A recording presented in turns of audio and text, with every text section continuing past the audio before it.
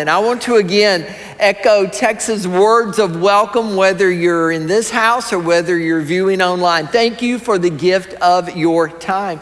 We've officially, as we've said the last 2 weeks, kicked off year 3 of our 5-year generosity campaign. The scripture that continues to guide us is from that Old Testament prophet Habakkuk, who in times of uncertainty prayed these words. And I've said them each week. This week I'm going to see if you would say them with me. They're from chapter 3, verse 2. So together, let's read his words. Lord, I have heard the news about you. I am amazed at what you have done. Lord, do great things again in our time. Make those things happen again in our own days. Hey, I pray that those words continue to guide you. We would love to once again see amazing things done. We would love to get $1 million in this year, but once again, it will take all of us to do so. I want to share a video with you that I think shows you in pictures a little bit better than I could say in words the different ways we use your tithes and offerings, or I should say our tithes and offerings around the world. The video you're going to see is a mixture of right here at home, the Dominican, Nigeria, Chad, Africa, just several different places. And I pray it blesses you and causes you to see all the ways that your giving blesses others. So watch the screens with me.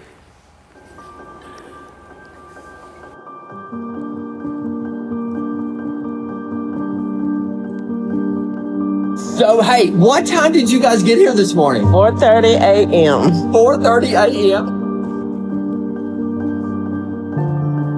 I was in a car accident several years back, and that kept me from going to work. So therefore, I couldn't have dental insurance.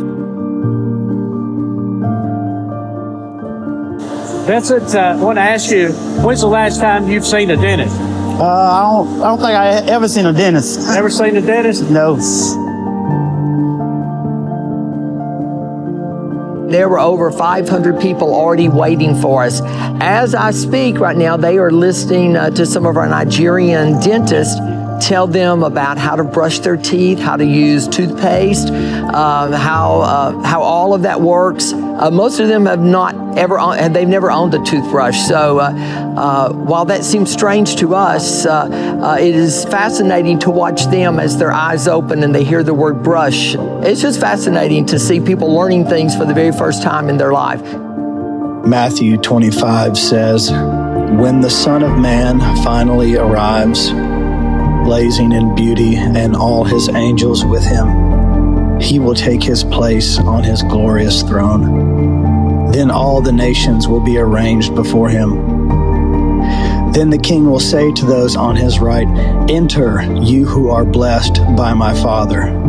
Take what's coming to you in this kingdom. It's been ready for you since the world's foundation. And here's why. I was hungry and you fed me. I was thirsty and you gave me a drink. I was homeless and you gave me a room. I was shivering and you gave me clothes. I was sick and you stopped to visit. I was in prison and you came to me.' Then those people will say, 'Master, what are you talking about? When did we ever see you hungry and feed you, thirsty and give you a drink? And when did we ever see you sick or in prison and come to you?' Then the king will say, 'I'm telling the solemn truth. Whenever you did one of these things to someone who is overlooked or ignored, that was me. It was just like you did it to me.'" God commands us to serve people. And I want to show you how we serve people here at NorthField. Serving people is waking up early on a cold, rainy Wednesday morning so you can cook enough food to hand out 80 to 100 fresh hot meals to a community who needs it most. Serving people is going to a small town in the Dominican Republic and hosting a special needs prom for a group of people who might not experience anything like this unless we go do it. Serving people is about distributing over 8,000 pounds of food a month, setting up free dental care clinics twice a year, and providing clean water to a village in Africa that has never seen it before.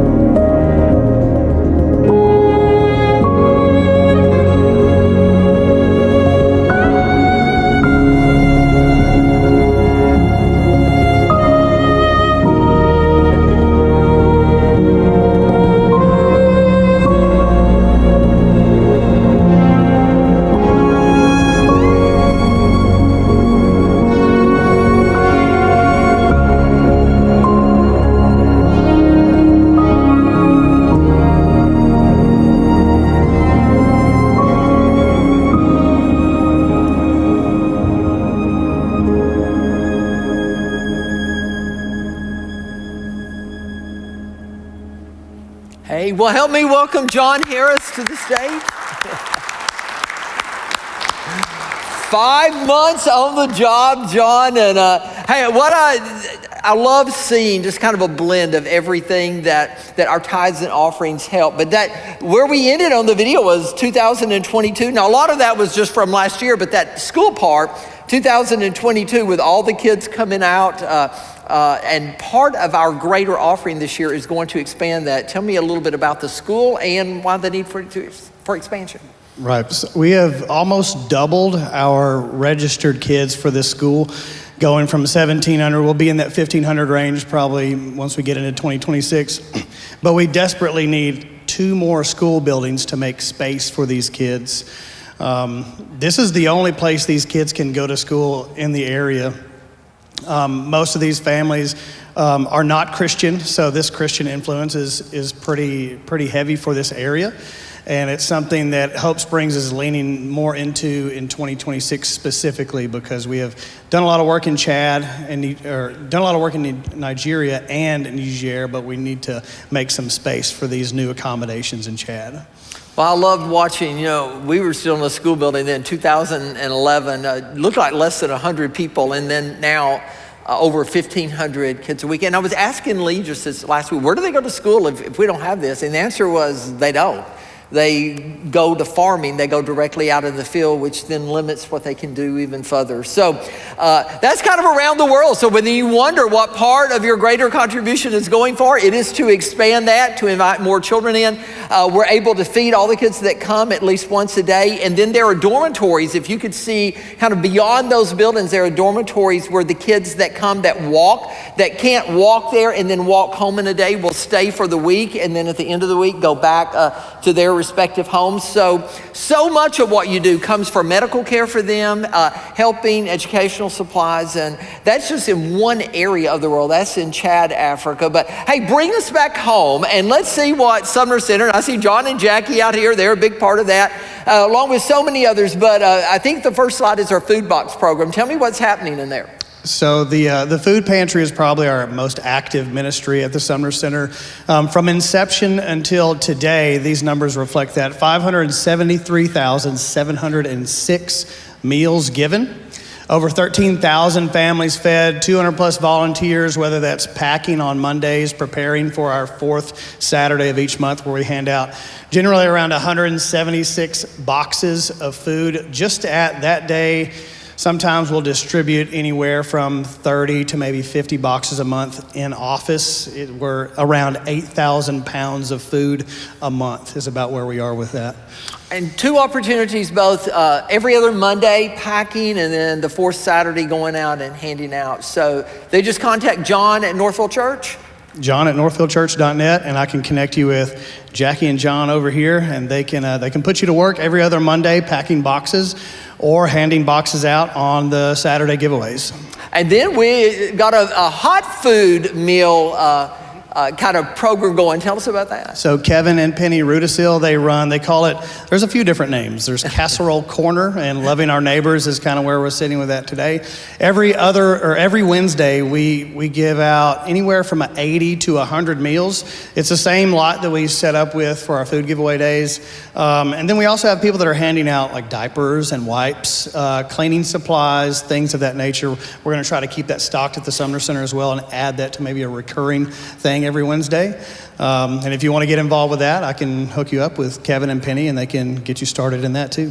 That's a pretty cool program. And then I think Dental Day was one of the things I wanted to show this year. You can see on the screen, $279,602 worth of dental care given to people who are underinsured or had no insurance, as we saw in the video there. And you're expanding this year. Correct. Expanding means doubling. So we're going from 1 dental day a year to 2. We're going to try to be on that every 6-month rotational schedule that you're supposed to do with your dental care. Our first one in 2026 will be January 17th. If you haven't signed up, go on the website and register for that. The next one will be in August 15th. Well, hey, January 1, be praying no snow, warm weather for that January 17th day. And what's coming down the pike for us? January, obviously, we have Free Dental Day. February, we have Night to Shine, not only here, but in the Dominican Republic. In April, we're heading to Nigeria to plan for our fall trip that's happening this year. Usually that's been a medical trip, whether it be dental or medical. And this year, we're going to be pushing more towards more building up some of the pastoral team that we have in Nigeria, whether that's supporting churches, just supporting the Christian community in Nigeria. That's something that we want the community to see, and hopefully we can draw more people to that.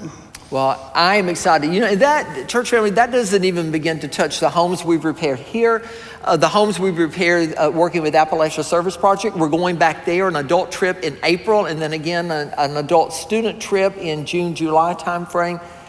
This year. Again, going back, our prayer is to Nigeria with some big work again this fall. So many different things that you guys are a part of. And what I pray is that as you see how God has blessed you this year, if you can feed into that and make part of that. And that doesn't even talk about the preschool over here just the incredible challenges. I don't know whether you guys realize we were the first school out of over 1,000 to open completely full. Now, what that did was give us a lot of challenges we were not expecting, but I want to tell you, the crew over there, they have done a tremendous job. Worked through those challenges. We're at a great place where we are now getting videos and getting moms who call back and sending us little slides of their kids coming home and saying memory verses. So just that mixture of a STEAM curriculum and a Christian curriculum working together.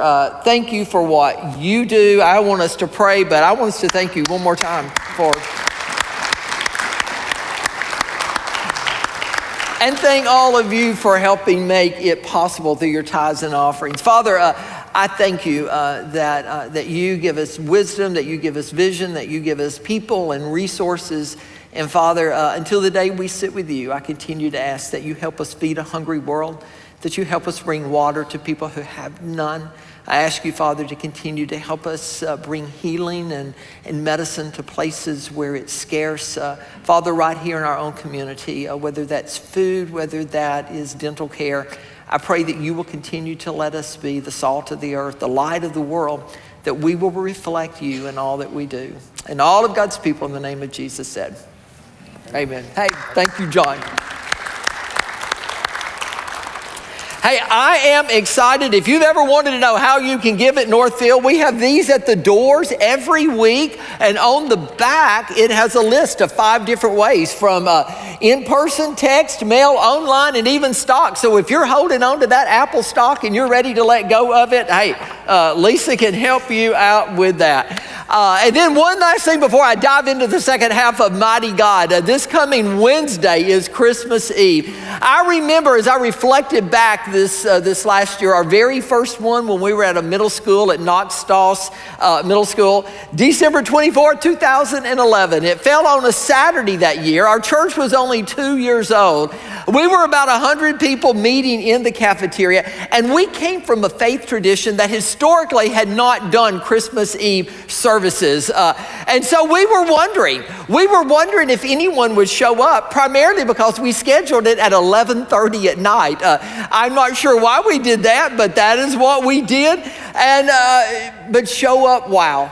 Over 400, or right at 400 people showed up in that little cafeteria we had. And it was almost, when you read the story of Mary and Joseph and how they get to Bethlehem and there's no room. Well, we kind of felt that way. There was no room that year in that school cafeteria. It was packed. Standing room only. At midnight, we took communion together as we talked about and sang about the light that had come into the world. My family hasn't missed a single Christmas Eve at NorthField since. 14 years of memories and 14 years of moments of coming together have meant the world to us. And so that's why I would like you to join me and my family again this Wednesday afternoon. We're not going to make you come out 11:30 at night.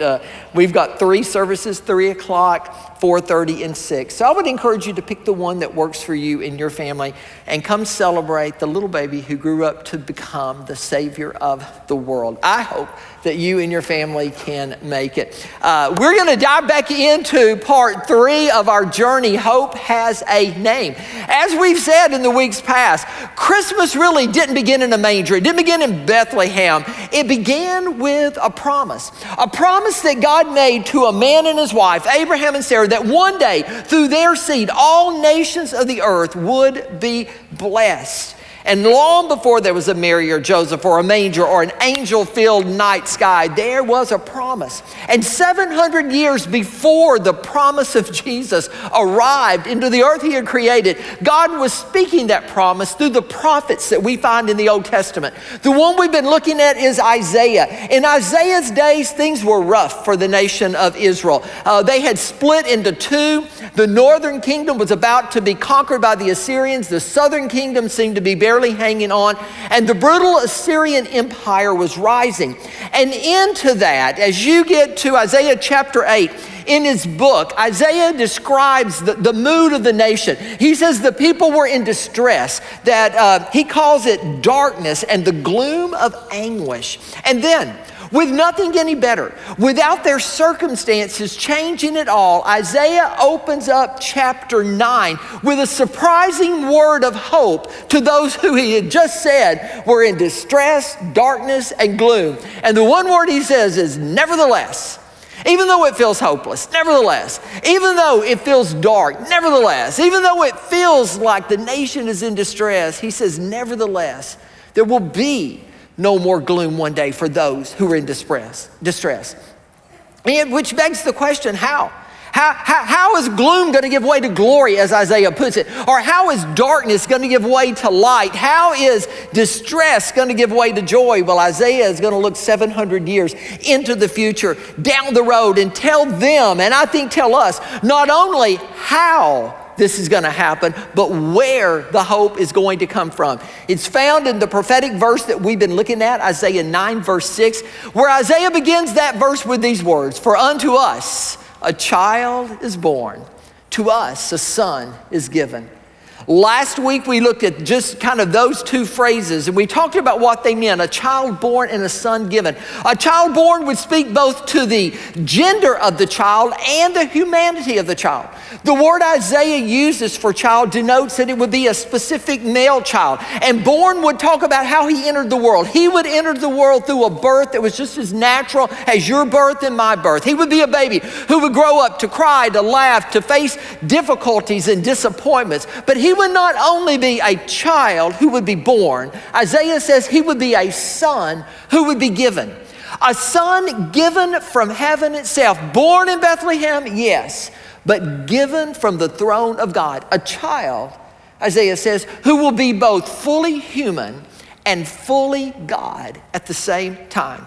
And then Isaiah kind of goes off the charts by finishing that verse. For unto us a child is born, unto us a son is given, and the government will be on his shoulders, and he will be called Wonderful Counselor, Mighty God, Everlasting Father, Prince of Peace. As I looked at that verse the last several weeks, after we go from a child born, a son given, Isaiah immediately says the government will be on his shoulders.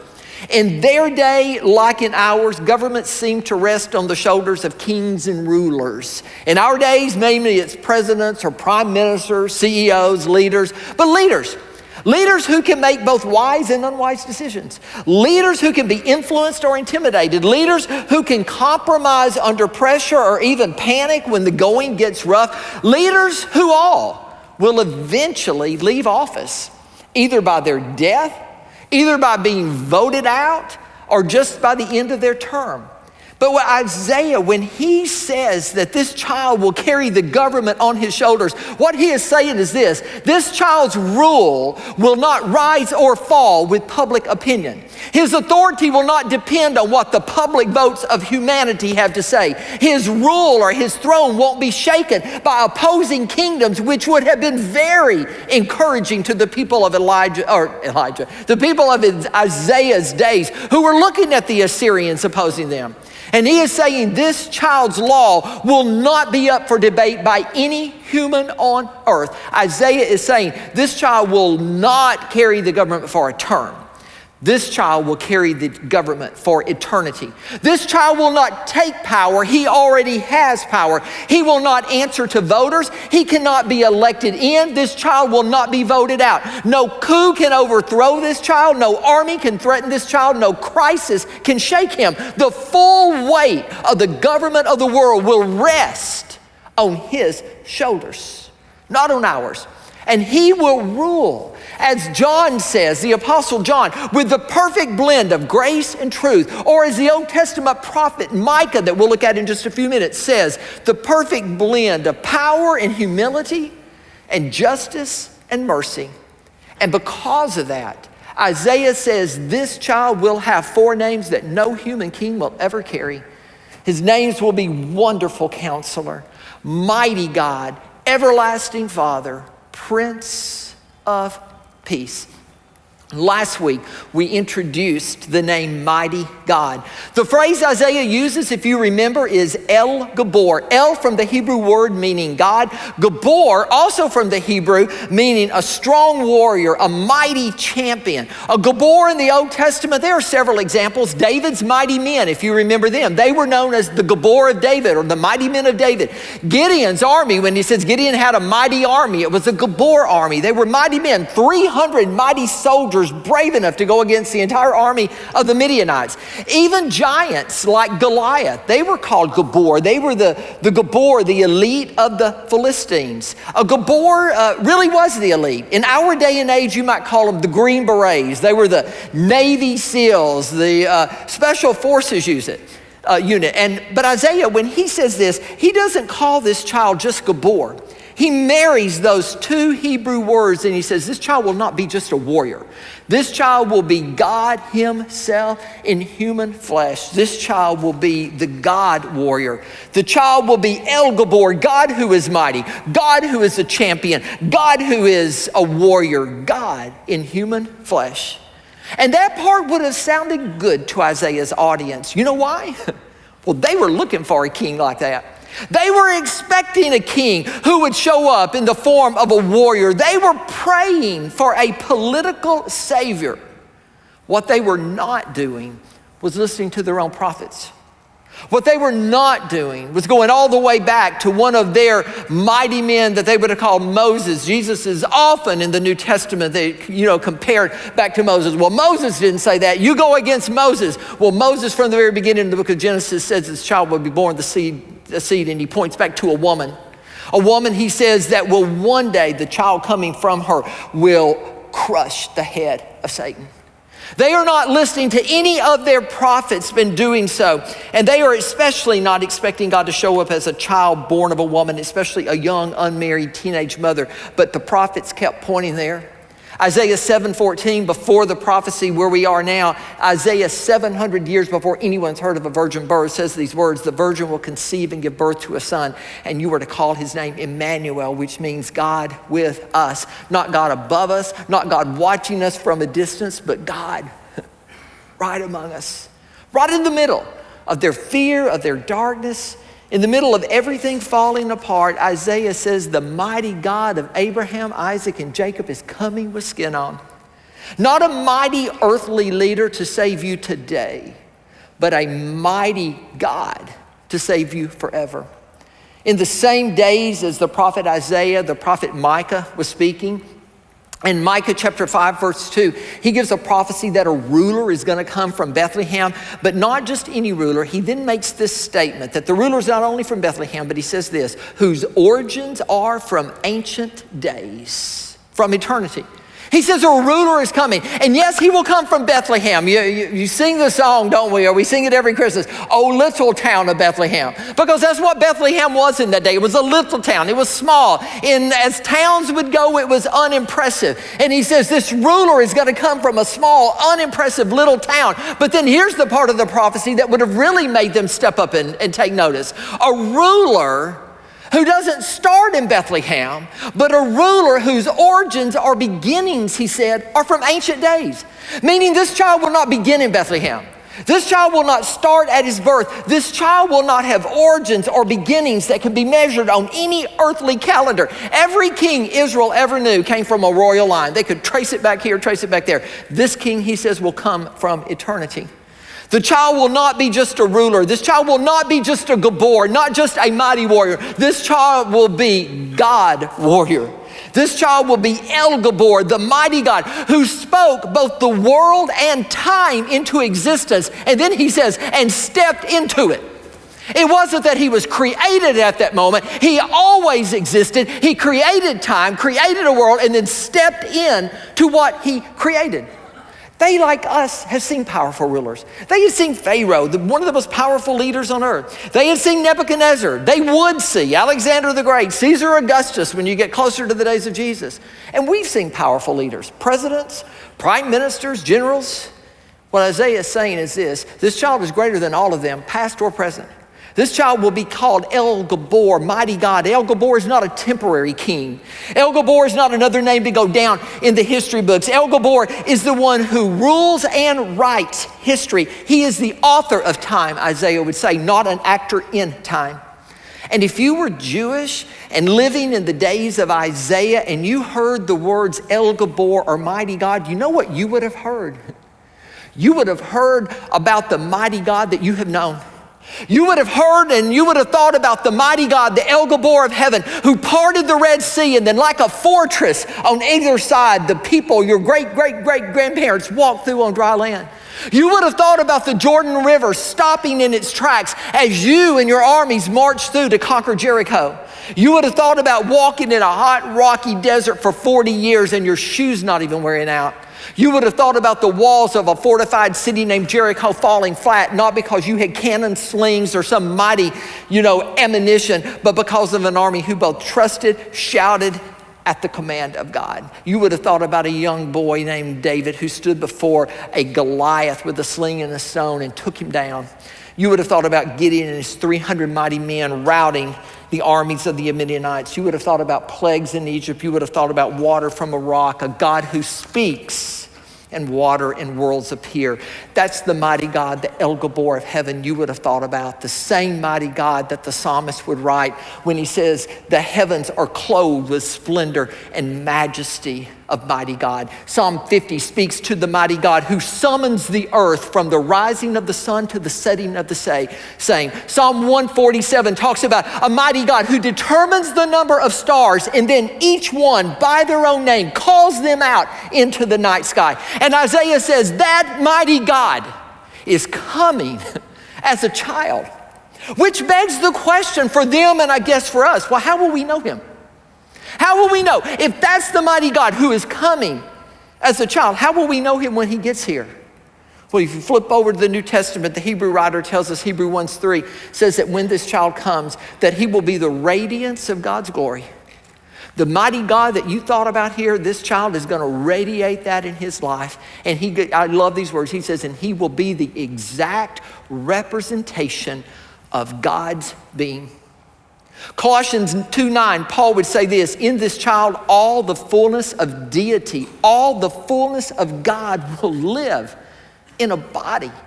In my words, I think he's saying this, you will know this child to be born. You will know this son to be given because this child will be all of God. All the wonder and all the splendor and all the majesty and all the miracles and all the best of everything, all the grandeur of God in a human body. And if you want to know if Jesus, the mighty God, is he that one, the El Gabor from heaven, then Isaiah, I think, would ask this question. Does he do the same things that your El Gabor of old did? If he is this same God who created, who spoke worlds into existence, if he is a baby come to earth, then what would you expect? Would you expect a God who is weak? Would you expect a God who couldn't do anything? Or would you expect the God who showed up in human flesh to be identical to the God of the Old Testament that you knew, that you served? Because when Israel in Isaiah's days thought of their mighty God, they immediately thought of a God who was mighty over a lot of things, sickness, mighty over nature, mighty over death. So Isaiah is going to say, if Jesus is the El Gabor of heaven, then look and see if Jesus does the works of the mighty God. In the Old Testament, their mighty God was mighty over sickness. He healed Miriam's leprosy in a day and age when leprosy could not be healed. He healed Naaman of his incurable disease by having him wash in what was strange to them, a dirty river. He healed Hezekiah and extended his life by 15 years. Healing the people of old knew was God's territory. So if God is going to show up in the flesh, then he should be a healer as well, shouldn't he? He should heal with the same authority and have the same authority over sickness as their mighty God of old did. And when Jesus shows up on planet Earth, he heals like the mighty God of heaven, doesn't he? He touches lepers, and instead of him becoming unclean, they become clean. He tells paralytics to get up and walk, and they do. He opens blind eyes. He causes the deaf to hear. He makes mute tongues speak. 12 years of bleeding and sickness stop when somebody just touches the edge of his garment. Crowds press around him, and Mark stands back and looks and says, he heals every kind of disease from among the people. And to anyone looking on, if you're talking about a God who is mighty over sickness, he was, as the Hebrew writer said, the exact representation of God from the Old Testament. Also, when Israel in Isaiah's days thought of their mighty God, they would have thought of a mighty God who was mighty over nature as well. The God of Israel didn't just heal bodies. The God, the mighty Gabor of heaven in the Old Testament commanded creation. He parted the sea and the people walked through on dry land. He stopped the Jordan River from flowing at flood stage. He sent plagues of frogs and lice and flies and hails and darkness. There was no animal that was not subject to him. There was no weather that was not subject to him. He caused the sun to stand still. He made the brightness of day dark as night. He brought food out of nowhere and water from a rock. So with this El Gabor from heaven, this child to be born, this son to be given, well, if he is the mighty God that Isaiah is talking about, well, then he should be mighty over nature as well, shouldn't he? And when Jesus shows up, what do you find? You find a man who at a wedding feast turns water into wine, not by mixing it, not by waiting it to sour, but just by willing it to be so.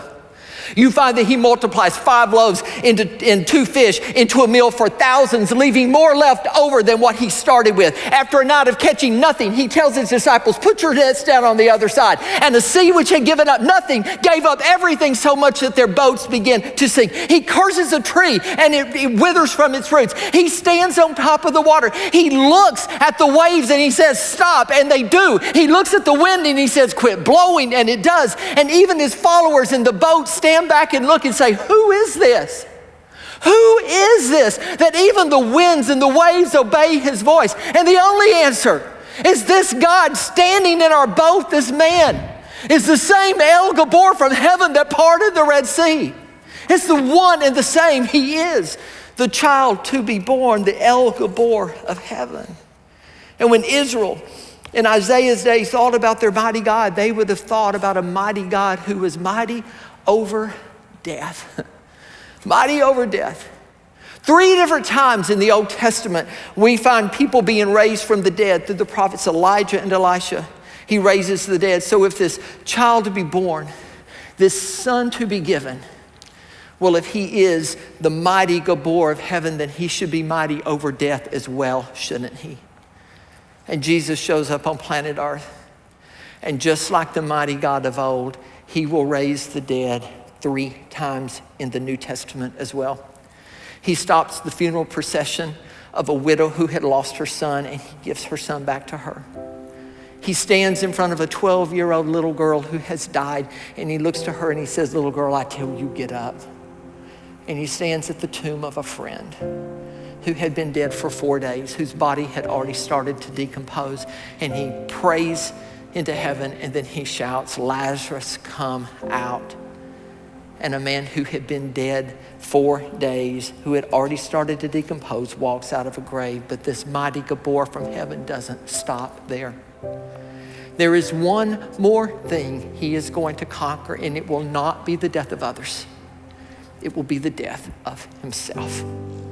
Making good on a promise way back in the garden at the fall of humanity, when Satan convinced us to go against God. And God comes and through a promise says, one day there is one coming who will crush the head of the enemy. Yes, he will be wounded in the process, but he will come out victorious over death. He looked at his disciples and he said, "For the Son of Man is going to be delivered into the hands of men. They will kill him, and on the 3rd day he will be raised to life." And then this mighty God, this child who was born, this son who was given, walks directly into Jerusalem. He doesn't avoid death. He walks straight towards it. And he allows himself to be beaten beyond recognition by the very people he had created, to be mocked, to be nailed to a cross, to be killed, and to be buried. But just like God had promised in Genesis 3:17, and just like Isaiah would say in Isaiah 9:6, this child to be born, this son who was given, would walk out of his own tomb, delivering the final blow to the one who had broke the earth, ending the power of Satan. Death had finally met its match, because this child, Jesus, was the El Gabor of heaven, the mighty God, the champion God, who was, just like the El Gabor of old, mighty over sickness. Just like the El Gabor they would have always known, who was mighty over nature. Just like the El Gabor they would have always known, who was mighty over death. Jesus shows up on planet Earth as the exact representation of the mighty God they had always known. There was no excuse for Israel, or really anyone today, to miss him. He is still the mighty Gabor of heaven. The government, although maybe not now, will one day rest on his shoulders. His law will not be up for debate by any human. His will not be to be determined by someone else. He will be a ruler and a leader who reigns not for a term, but for eternity. A leader who is perfect in every way. The perfect blend of grace and truth. The perfect blend of justice and mercy, of power and humility. The Gabor of heaven. And that's what Christmas is about. Christmas is about the mighty God who spoke the world into existence in a moment in time, stepped into the time he created in the form of a baby who would grow up just like us, but unlike us, be able to defeat the only enemy we could not defeat, the enemy of death. And that's what Isaiah means when he writes in Isaiah 9:6, for unto us a child is born. Unto us a son is given. And the government for all time will rest on his shoulders. And he will be called Wonderful Counselor, Mighty God. And at 3 o'clock, 4:30, and 6 on Christmas Eve, he will be known as the Prince of Peace. I hope to see you there. Father, I thank you.